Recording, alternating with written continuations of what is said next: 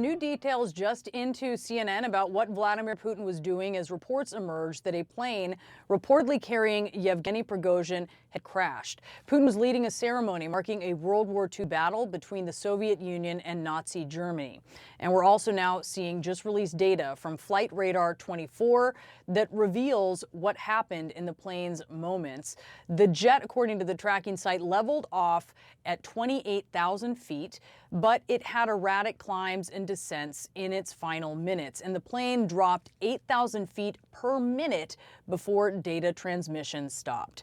Out front now, Mary Schiavo, former Inspector General for the U.S. Department of Transportation. Mary, thank you so much for bringing your expertise tonight. I want to play again that video of the plane that is falling out of the sky. You are an expert on plane crashes. What do you think happened looking at this video?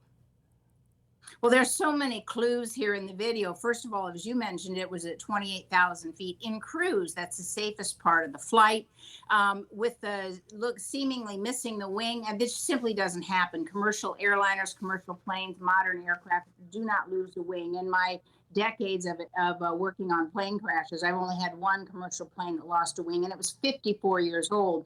And also the rate of descent, a normal rate of descent is 1,000 to 3,000 feet per minute, not 8,000. It was clearly falling. And if you look very closely at the video, you can see some other, not just the plane, but you can see some flashes, you can see other smoke, you can see debris separating from the plane. So there's just so many clues here that this was an explosion on the plane or a missile strike. And by the way, the descent is like other shoot downs we've seen, like MH17, the jetliner that was shot down by a Buk Russian missile, and the Ukraine Airlines that was shot down by Iran. So we have a lot of clues in this video. Let's take a close-up look of what appears to be the missing wing here. Tell us what you were seeing. Well, that's what it appears to be, and there have been some reports. Now, we don't know if they're reliable yet.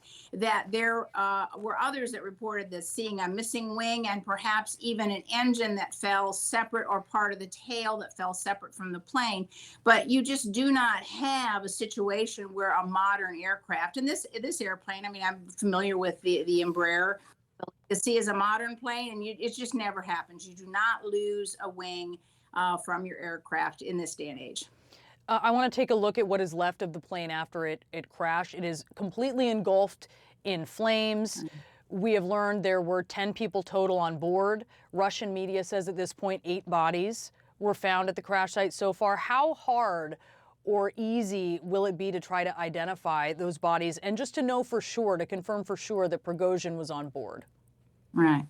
Well, the world has a great amount of expertise in working crashes, and there are companies that do precisely this. And so if there is a cooperating investigative agency with DNA samples, it is actually, I won't say easy, but in most cases, all of the human remains are identified. It's done through DNA and other methods.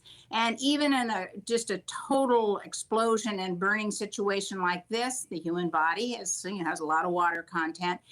In almost all cases where you have the remains, you can identify them if the investigators are inclined to work on it. And that is obviously very key. Mary, it is great to have you and your expertise. Thank you so much for joining us tonight. Thank you.